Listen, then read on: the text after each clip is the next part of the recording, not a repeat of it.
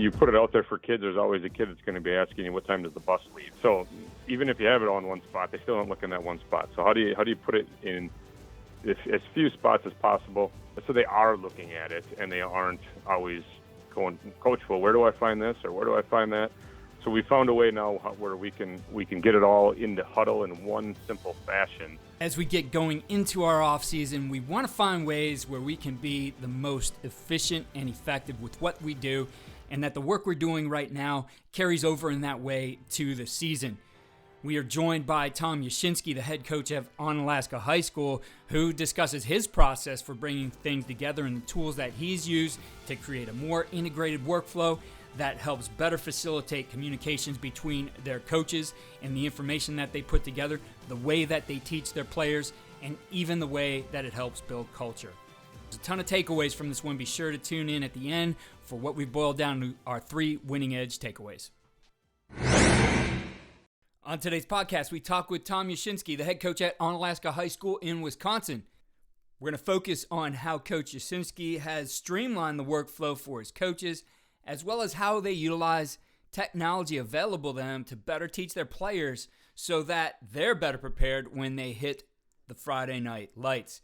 Coach Yashinsky, thanks for taking the time here and sharing with our listeners what's been helpful to you and your program.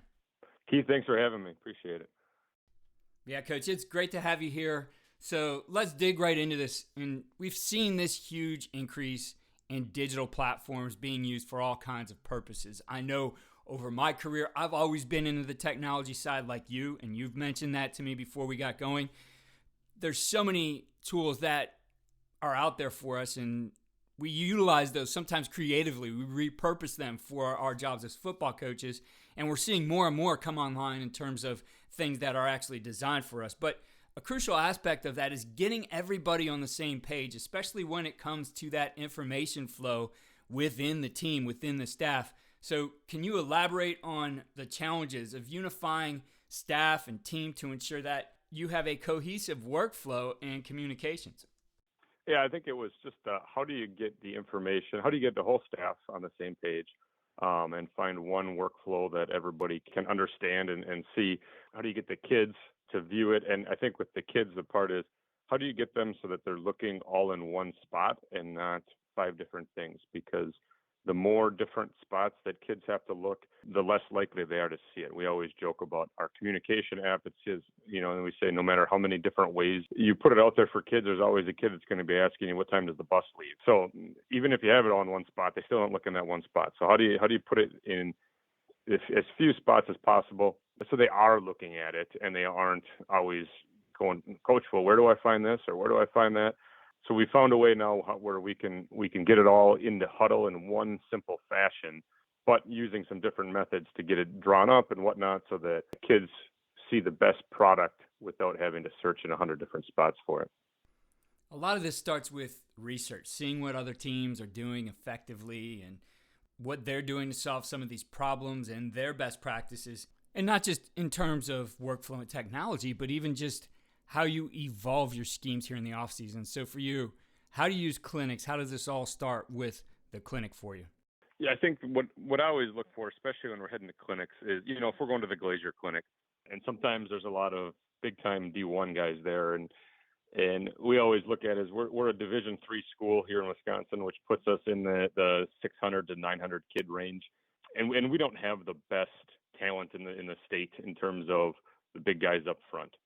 We like our skill kids, but we've never been a team that's had a ton of big linemen.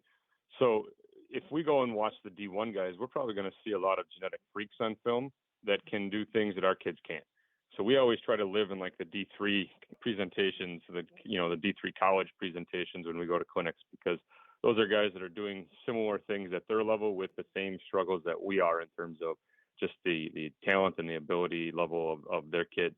And then we look for what are some programs that try to do the things that we want to do and do them really well so we can learn what are the fine points of those coaching aspects that they're doing that maybe we're missing on to improve our coaching points. And then, you find those people that are just really, really good at the fine details and the drills, because it might not always be scheme. It might be the drills that we want that make the situation better rather than just adding more scheme to it, because we run enough scheme. We add enough scheme throughout the year. But how do we coach the day to day? So, in looking at recent clinics you've attended, who've been some of those favorites who have been able to help you? And what are some of those presentations and coaches who've influenced where you guys are today?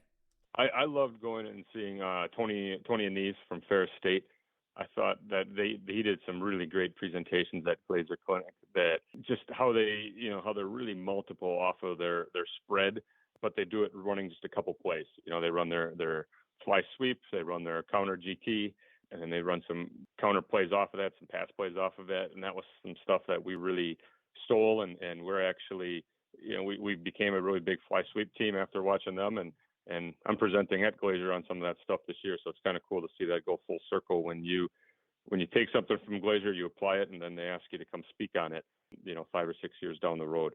Really like when we see the North Dakota State guys. They've always done some really good stuff in terms of offensive line play.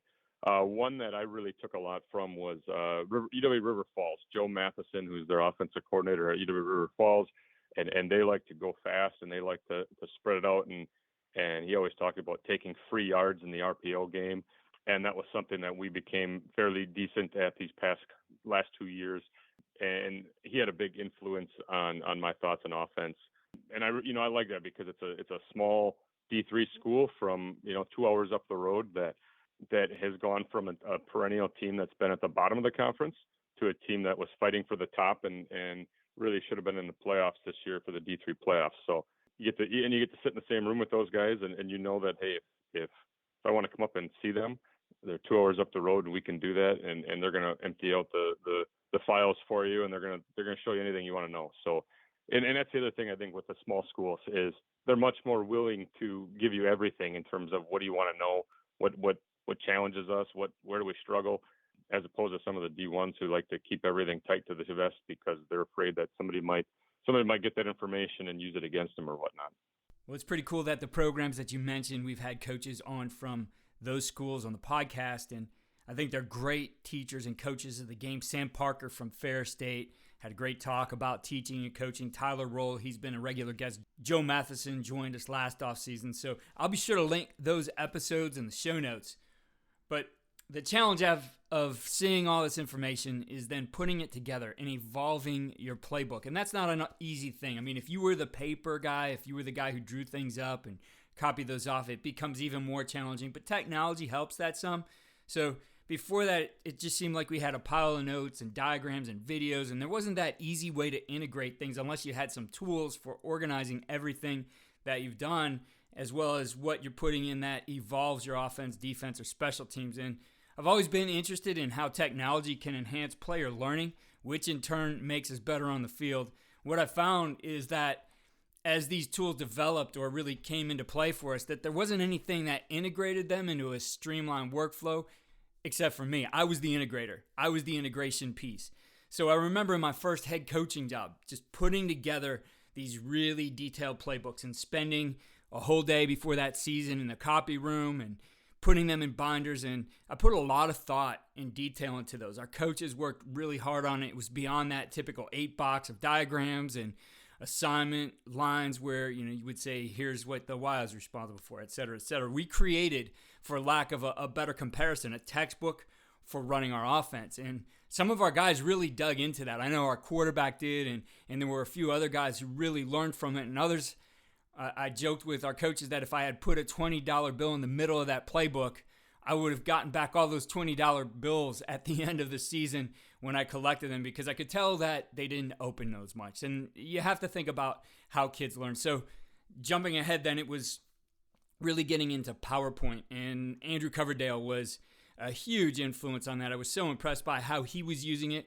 So we put together a 400-slide playbook for our offense. I think our defense was over 300 slides, and it was animated. The lines moved, or we had little player animations.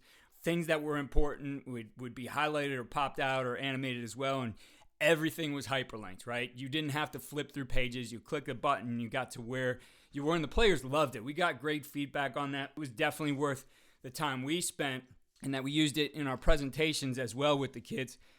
And, as we got going, then we wanted film to go along with it. So we give the PowerPoint, and I have to say at that time, it wasn't something that everybody had.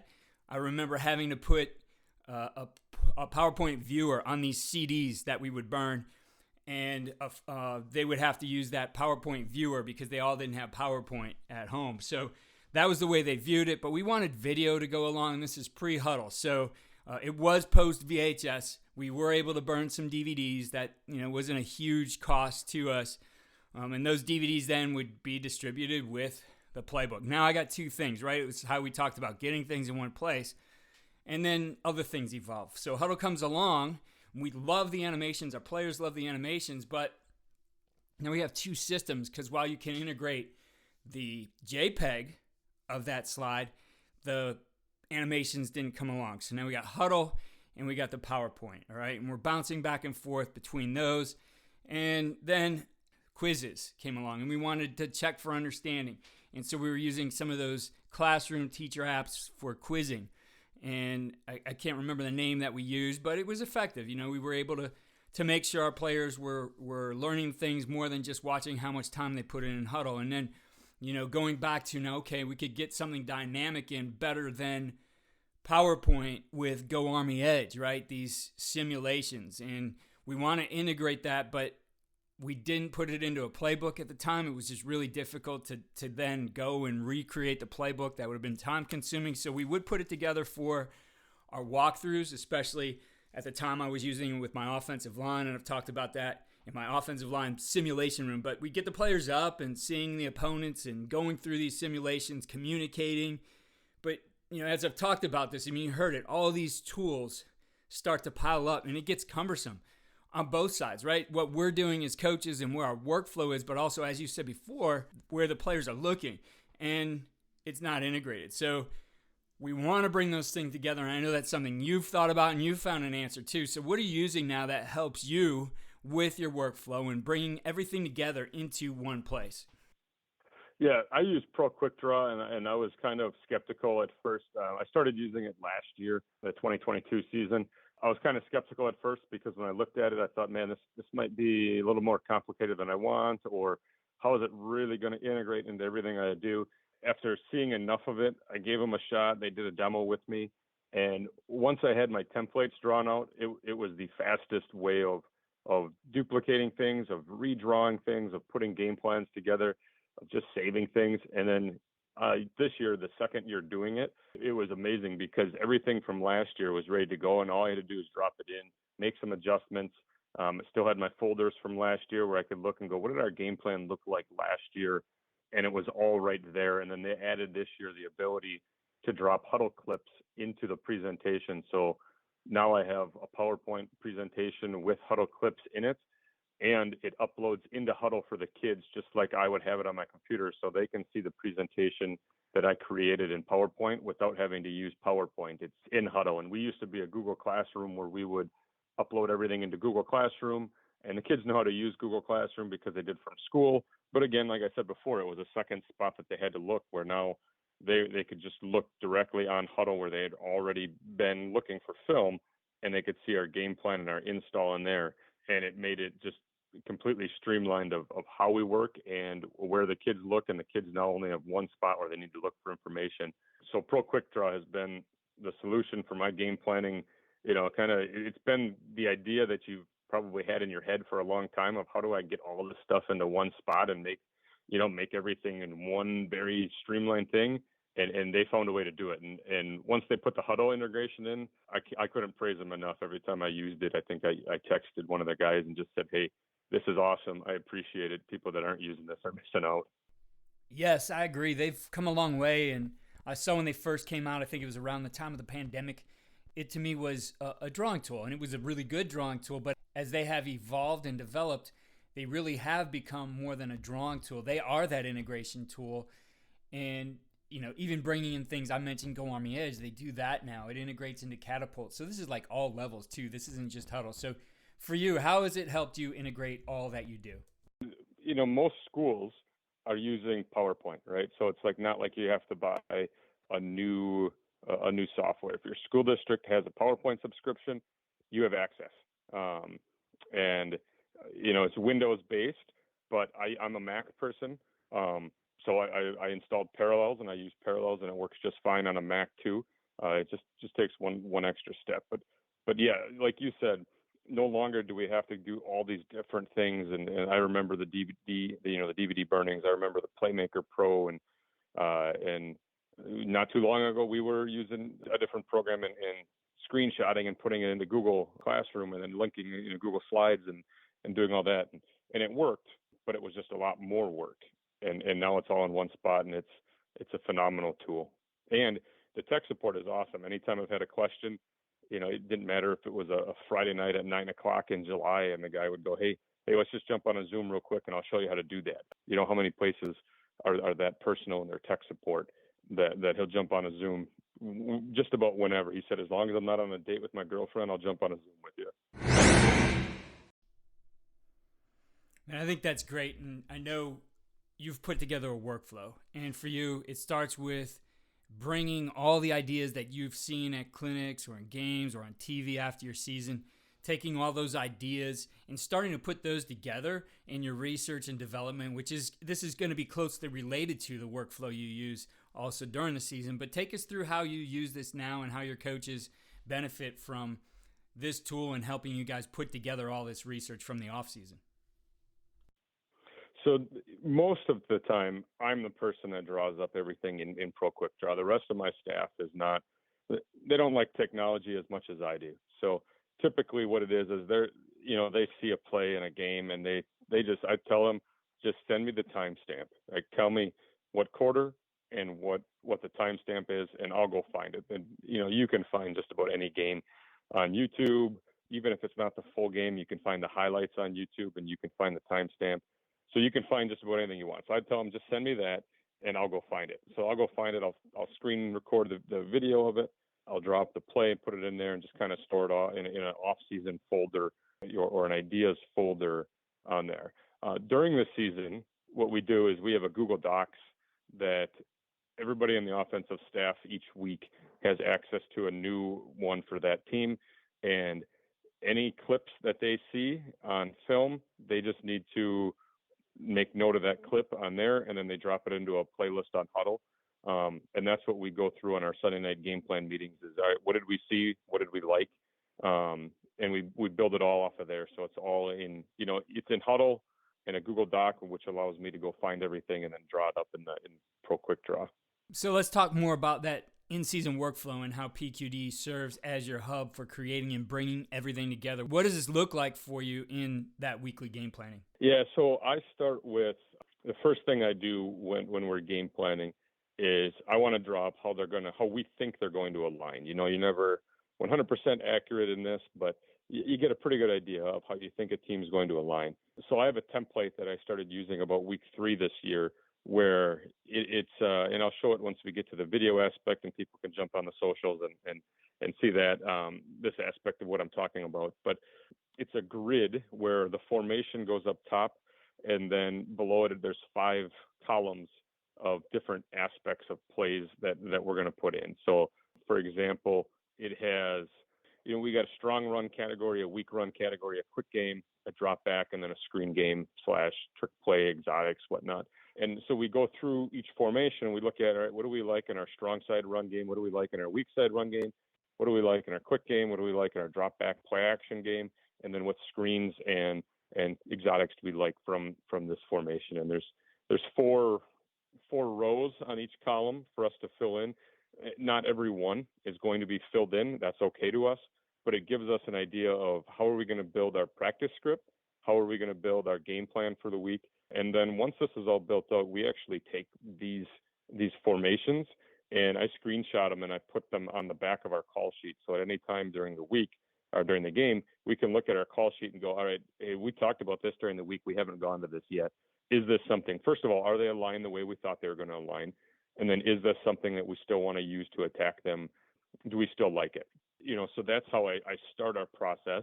And then from there, I draw up any of the new stuff that's going to be on there. And usually I'll attach a video to it so that they can see it in the presentation as well. If I don't attach a video directly into the PowerPoint, I always do a screen recording of our game plan, and I show them clips from huddle and that screen recording. So the players get two things in huddle on Sunday night, Monday morning from us. It's a presentation with all of their alignments and any install plays that we have.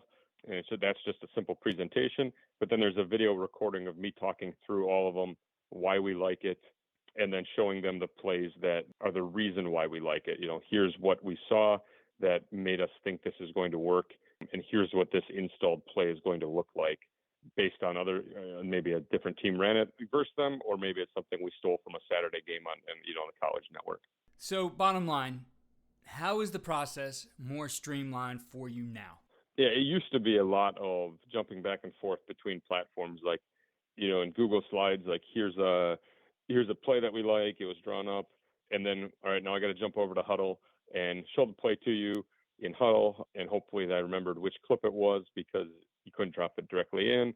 And it was just a lot of jumping back and forth, especially in our Monday game plan meetings with our kids where we would show them everything. The Huddle presentation builder it was kind of, and still is, kind of chunky, and it doesn't work as well as, and Huddle will admit that, so that it doesn't work as well as they would like it to, but they just haven't invested the time into it. So we needed something different. Now the feedback from the kids is just how easy it is for them to see exactly what we're talking about, and how everything is built in directly in one spot, and they no longer have to go to different things. And the kids are so distracted, right? So are adults with their phones. So the more different things you're going to have them look at, the quicker they're going to get to, they're on Huddle, and all of a sudden they got a Snapchat, and they're over on Snapchat instead. So the longer we can keep everything in one exact spot, the less likely they are to be jumping around to different apps, and hopefully they can stay focused for that 5 to 6 minutes of a game plan meeting, or not meeting, but recording for, all right, this is exactly what we're going to attack, and this is what I need to know for this week. I'd prefer them watch it on a Chromebook where they have less distractions, but I know the world they live in, and they're going to be living on their mobile devices, and that's where they're going to watch it. So the longer we can keep them on a game plan meeting, the better off they are. Okay, so looking at this process of a new tool, and I've been guilty of this, I think a lot of coaches are, we get a new tool, and instead of discarding what we used to use, we just add work. We have more workflow. Some of it is because we're creatures of habit, and some of it is because we just don't trust the new technology. But how's it made you more efficient with your time and within your work or the game planning and organizing? How does it create more time for you and your staff, and maybe even for your kids? Really having PDQ be the mode or the medium for us to put all these things together has really changed. It's changed my workflow. I know I'm not staying up until midnight on Sunday nights now trying to put a game plan presentation together because it's all in one spot. It really has made it a ton easier and streamlined the process for us that we can do most of our workflow in one platform. And it's been a huge game changer for how I game plan and for how we get ready. And it's going to be an awesome thing for preparing for clinics this year. When I go to make a clinic presentation, everything's in one spot now. So it's going to be an awesome tool for that. I'm looking forward to using it this year for a clinic presentation. So huge game changer for us. I think the other thing it does, as I've heard you talking, some of the things I've heard you talk about here is communication. How does this not only create more hours, how does it become something that really builds your culture, facilitates that easier communication and conversation and those things that we talk about? Hey, we got to have the player-coach relationship. And now it seems like this is a tool for that as well. Yeah, I think that anybody who knows me, anybody who's followed me on Twitter or on the social media world, knows that I'm huge into the technology and how do we make technology work for us in coaching. And you said it, like if you can create more hours, right? If you can create more time because something has become easier, it just frees you up to do other things that are more important or that gets more attention.